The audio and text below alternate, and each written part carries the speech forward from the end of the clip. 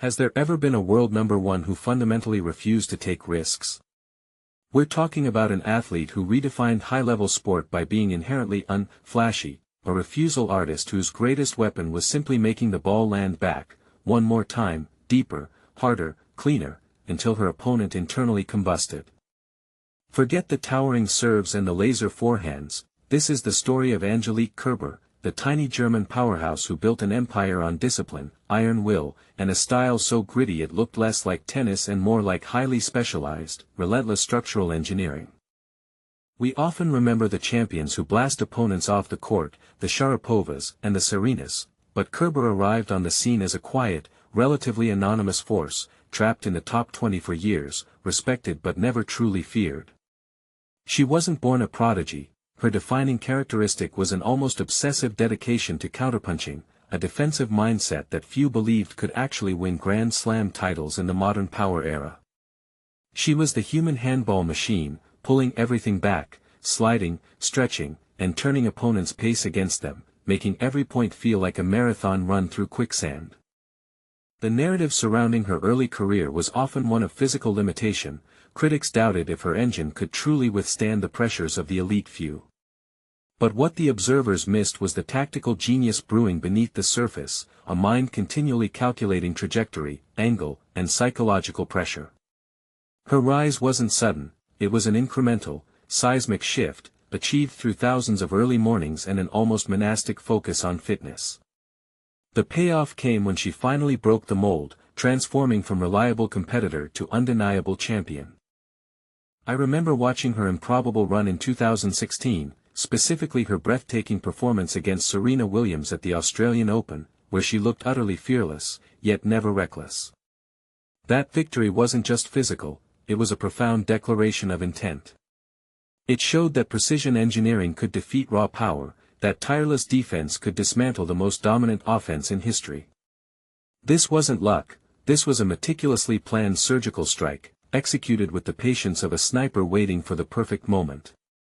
Kerber's defining trait was arguably her footwork, a balletic yet piston-like movement that kept her perpetually positioned perfectly for the incoming bomb. She moved with such efficiency that she minimized the energy expenditure on defense, allowing her to transition seamlessly into sudden, acute offense when the opponent finally faltered. She became the ultimate pressure cooker. She didn't win the point, she forced the opponent to lose it, cornering them with relentless depth and minimal error. The oddest detail about her ascent, which few noticed at the time, was her bizarre pre-match routine involving exactly 15 minutes of uninterrupted silence in a dark room, regardless of the venue's chaos, which she claimed was essential for internal system calibration. It's the kind of meticulous detail that only a hyper-aware athlete would enforce. Her success in 2016 resulted not just from physical training, but from a complete mental reconstruction, aided by her coach Torben Beltz, who focused intensely on making her believe that her counterpunching was a winning, proactive strategy, not just a holding pattern. When she clinched the world number one ranking, she became the first German woman to achieve the feat since Steffi Graf, a comparison that weighs heavily on any German tennis player, yet Kerber handled the pressure with characteristic stoicism. Her style was the antithesis of Graf's attacking brilliance, yet the result was the same dominance. She held the top spot, not because she was the flashiest, but because she was the most consistently sound, the least defeatable in pressure moments, deploying her wicked lefty forehand down the line only when absolutely necessary. It's fascinating how her tactical awareness manifested. While many players simply run to the ball, Kerber seemed to anticipate the future, maneuvering her opponent around the court like a chess grandmaster, setting traps 2 shots in advance. Her coach frequently implemented training drills where she was only allowed to hit winners cross-court after covering a mandatory distance equivalent to a full lap of the net post first, forcing tactical depth even into her most aggressive shots. This disciplined aggression meant her winners were surgical, not speculative. Then came the unexpected twist that defined her peak, the Wimbledon 2018 final, another showdown against Serena Williams.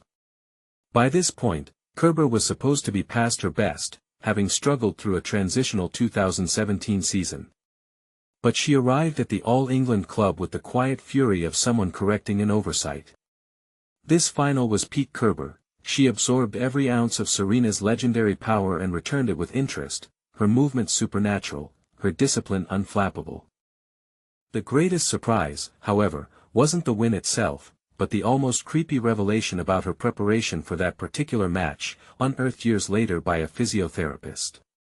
Leading up to Wimbledon, Angelique, terrified of losing her edge, began incorporating an unusual form of visualization that involved watching videos of marathon runners crossing the finish line in extreme pain, claiming it mentally prepared her for the necessary physical suffering. It was a bizarre technique, demonstrating her profound, almost terrifying commitment to enduring whatever was thrown at her.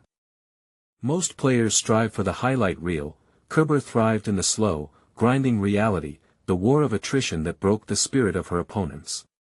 Her legacy isn't built on dazzling aces or impossible drop shots, it's etched in the relentless tenacity, the defensive masterpiece that won her 3 majors on 3 different surfaces, hard, grass, and clay.